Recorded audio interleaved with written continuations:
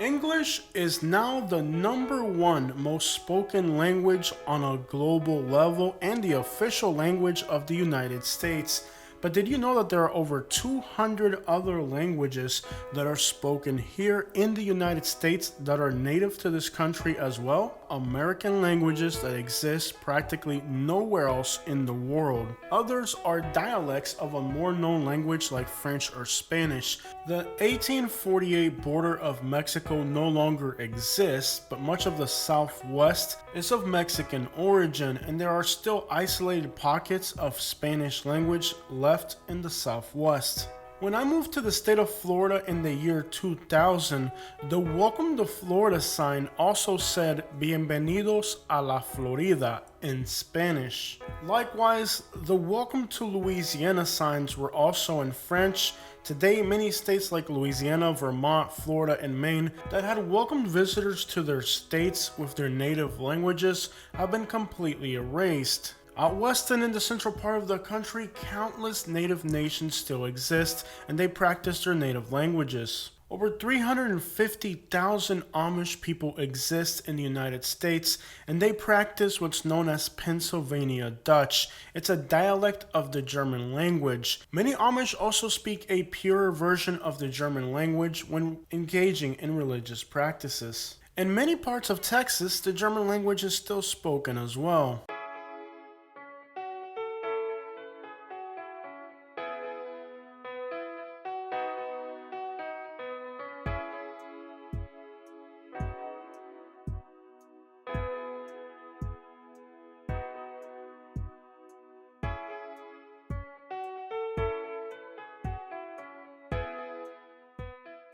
The English language has become the most important for business globally.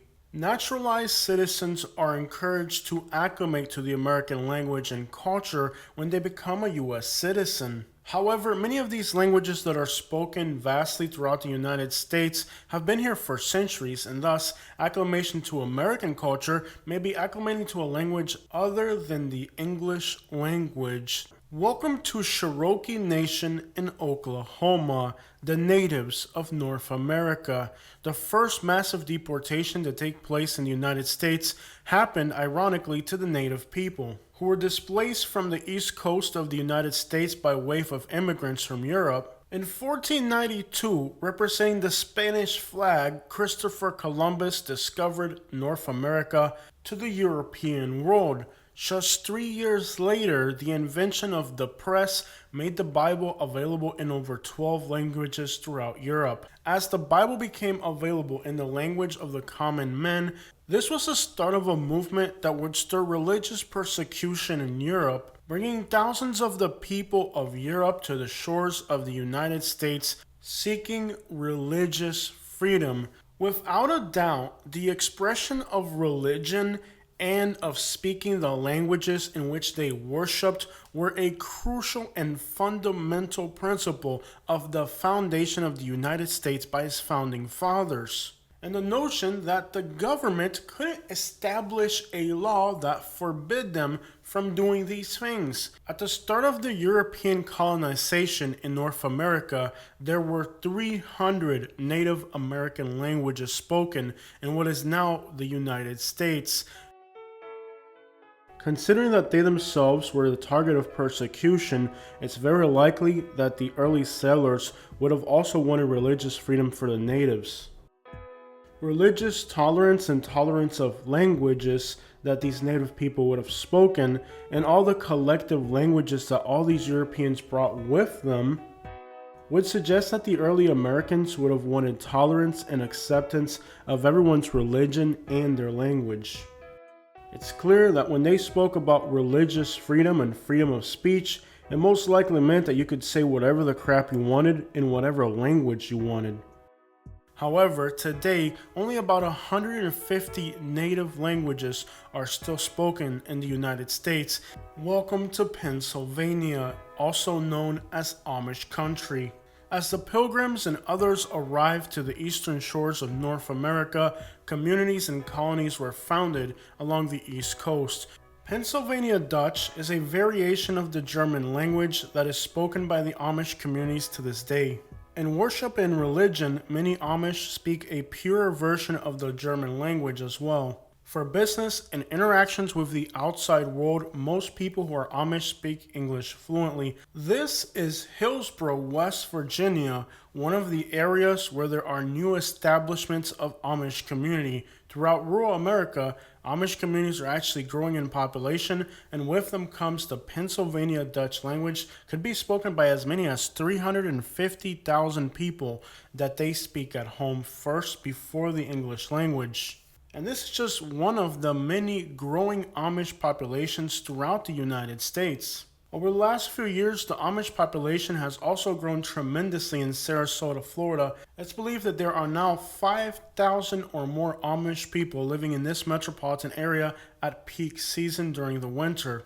This is Seymour, Missouri, another Amish community that exists in the United States. However, the Amish are not just a religion, they are also at this point practically their own ethnicity. Think about the fact that they have their own religion, their own language, and their communities are very isolated. You can look at the Amish as a nation within a nation, but this nation was founded protecting the rights of these individuals. They really haven't changed much over the centuries, and thus the way that they live today in the United States resembles what life would have been like practically centuries ago in the United States, which to me and many other people, it is fascinating how these individuals have been able to preserve a lifestyle of many centuries ago while living in modern times. Their ways are definitely that of times gone by. Nothing in the United States resembles the life of early settlers more than the way the Amish live today. And the Amish do not speak English at home, they only speak English in the workplace. It's very obvious that early settlers in the United States spoke English at work and other languages at home. But without a doubt, they are united also singularly by their language, a language that is only spoken among them, and today is having a growth due to their population sizes not shrinking like everybody else in the United States. Today, many Amish are finding their identity defined by their ethnicity, their language, their culture, and their religion has become more open-minded in the variation of many. With nearly 5,000 Amish people coming to Sarasota every single year, we've also seen other people from other parts of the world attach themselves to the Amish community with the common factor of the Dutch language. Of course, when people think about a language other than English spoken in the United States, they probably do not think about the heartland. They're probably thinking about a place like Miami, Florida. 70% of Miami's population is of Hispanic origin, and the Spaniards were speaking Spanish in Florida and having grandchildren here before the English even stepped foot in the state.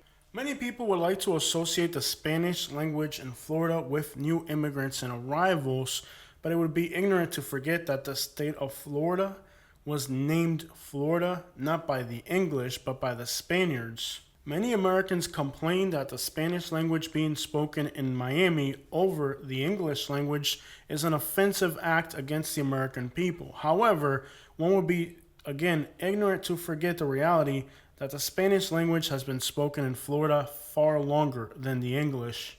The conflict between the English and the Spanish goes back centuries, other than the fact that these were two conflicting world empires at one point. Highlighted in red is the St. Mary's River that separates Spanish Florida from the English colony of Georgia. Today, the English flag can be seen on both sides of the St. Mary's River, but let's not forget that there was a time when the Spanish controlled the Florida side of this river. Like two trees that share the same trunk, despite these both being Europeans in North America, they grew up very differently. The Spaniards, for one, differentiated greatly from the English. The Spaniards believed in mixing of the races, and the Spaniards were not willing to let the English come into Spanish territory to recover what the English considered their property. There were constantly conflicts among the Spaniards and the English over what was going to be done with the runaway Africans that were living as free men among the Spaniards in St. Augustine.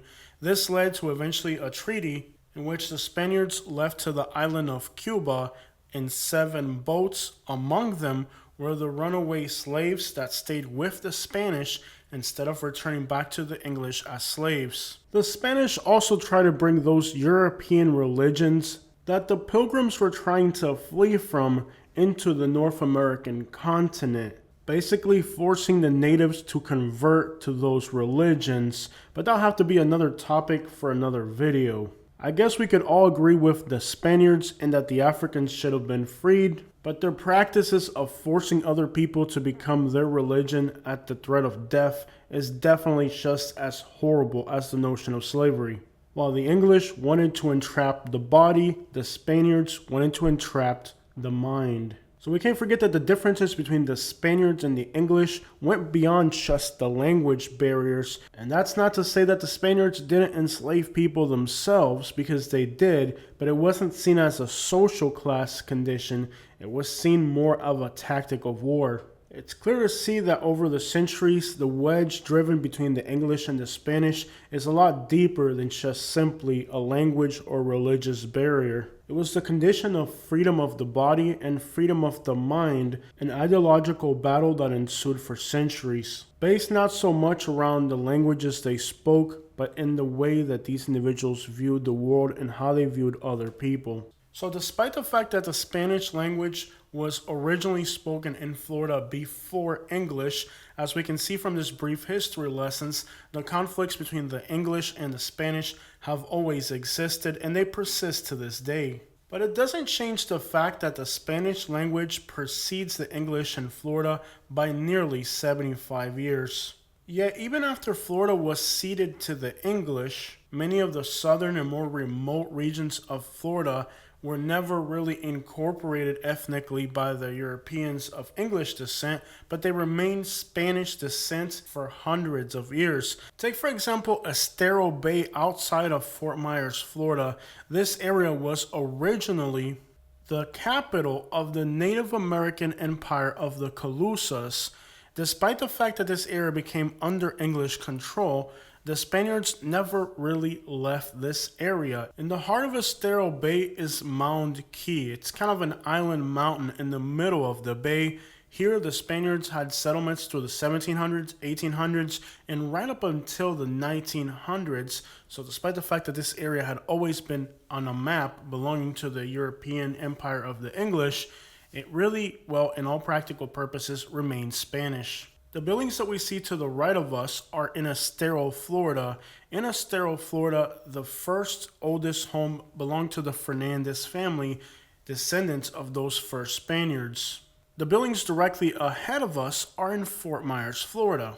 Despite Fort Myers being named Fort Myers, it was originally founded by Spanish families that are still in the Fort Myers area today. The founding families of most cities in Southwest Florida are those of Spanish descent, and the name of the cities themselves would be a pretty clear indication of that. Fort Myers was originally called Punta Rasa. Estero is a Spanish word. Bonita Springs, Sanibel, Boca Grande. It's ridiculous that you actually have to dispute with people today the legitimacy of the Spanish presence in Florida when the state, cities, bodies of waters, and just about everything in Florida has a Spanish name because the Spanish were here before the English. But that's how much people have been brainwashed today into trying to erase their Spanish heritage from the state of Florida. You can't change history. The Spanish were here first, and the Spanish language was here preceding the English language by a long shot. Imagine living in a place called Punta Gorda or Bonita Springs in a state called Florida and telling somebody they can't speak Spanish. That's like the equivalent of going to a Chinatown and not expecting to hear people talking Chinese. Of course, Miami isn't the only large city in Florida that has a significant Spanish-speaking population today. This is Tampa. The Cuban independence from the Spanish Empire was spearheaded out of Tampa, Florida. According to the Hillsborough County property appraiser, Jose Marti Park is owned by the Cuban state. There is a slice of Cuba, literally, in the state of Florida, in the heart of Tampa's Ybor City community. That is because it was here in Tampa, Florida, where the Cubans who wanted to bring down the Spanish Empire gathered and made their efforts to free the country of Cuba.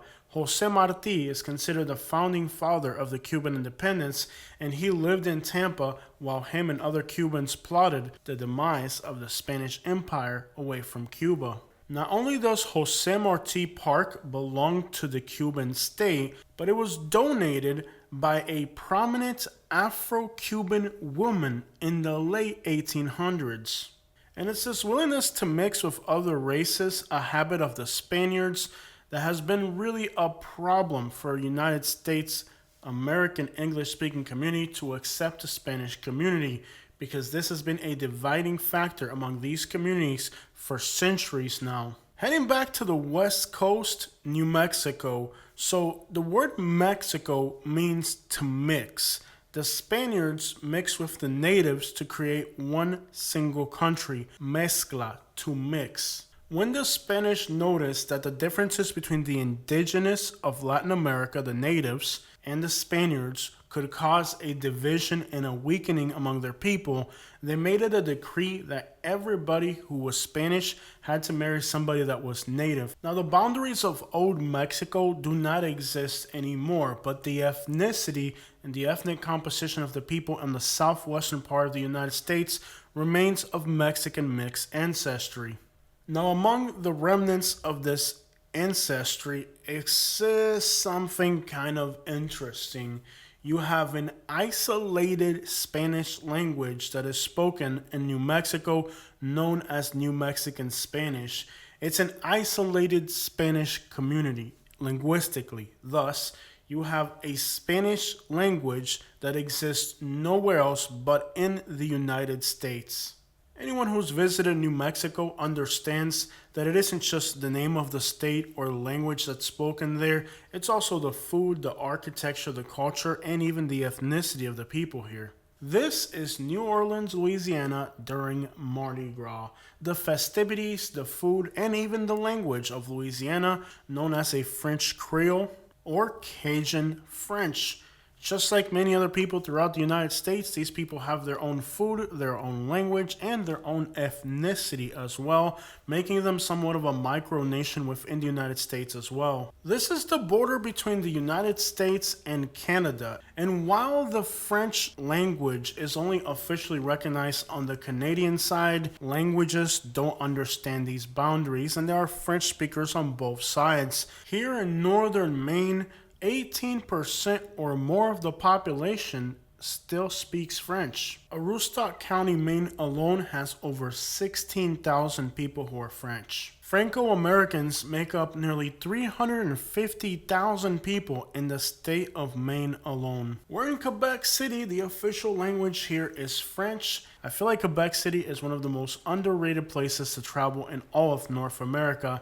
This city is incredible. You are in North America, but you are going to feel like you are in Europe. Many efforts are being done in Canada to ensure that the French language is protected. Now, of course, most Canadians speak English, but they've made efforts to ensure that those who are French speakers can be guaranteed their freedoms to speak their native language. This is Lafayette, Alabama. Now, why is it called Lafayette? Well, let's think for a minute. The Continental Army, that's right. These were the people that fought the war to free the United States from the influence of the British. Many people in the Continental Army were French, like Lafayette. Lafayette, Alabama is also the birthplace of Joe Louis, the famous boxer. Joe Louis was considered the first Afro-American hero, and he was culturally important during the war with Germany with his rematch of the German boxer. But despite being from Alabama, his family had to move to Detroit, and he eventually died in Nevada, showing that even in America, not even a national hero can escape the hate of the masses. Then finally, we end up in Miami, Florida, and we get into something called Spanglish. Now, Spanglish is the combination of English and Spanish.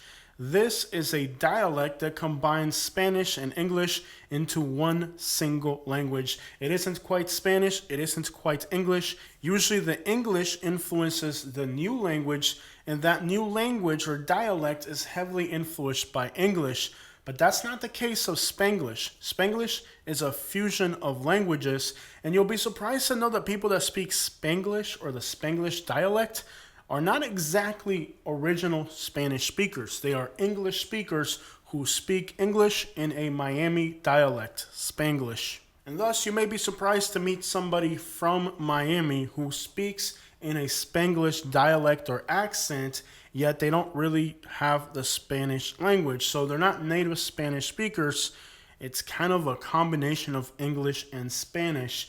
One of the reasons why the English language has become uniform for business is because the English language has a word for just about everything. In Spanish, you have to modulate your language to get the expression across for the person to understand exactly what you're saying. For example, in Spanish, you may say te quiero, which means I want you or I need you. It could also mean te quiero, which means I love you. So in Spanish, you have to have some type of enunciation with your vocabulary so that the person understands exactly what you're saying.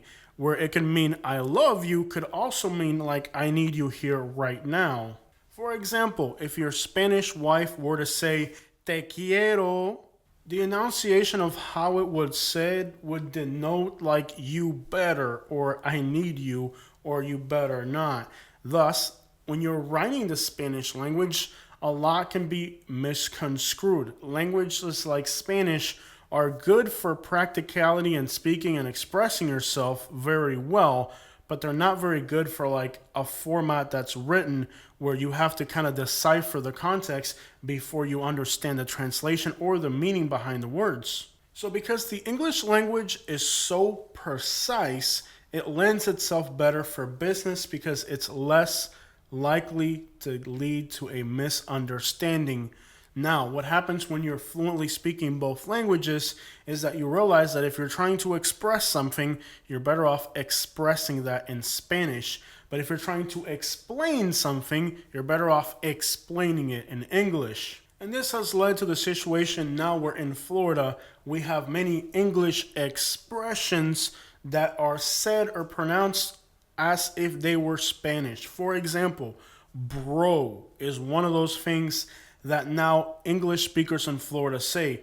They may say something like bro as a brother. Remember they say bro like when they see something crazy or wild, like yo bro, did you see that, man? And this is just a reach of the Spanglish influence where now maybe native English speakers are starting to speak English as if they were speaking Spanish. Welcome back to Pennsylvania. We're about to drive into the city of Pittsburgh. What initially brought the Pilgrims and all of the early colonizers to the United States was seeking that religious freedom that they couldn't get in Europe. And their religion and beliefs have spread globally. It all started because people came to the United States seeking religious freedom, and the United States Constitution protected that. The principles of freedom of speech and of religious freedom protected by the U.S. Constitution have also inspired other countries to mirror the Constitution of the United States. The English language remains the most powerful language for business on a global level.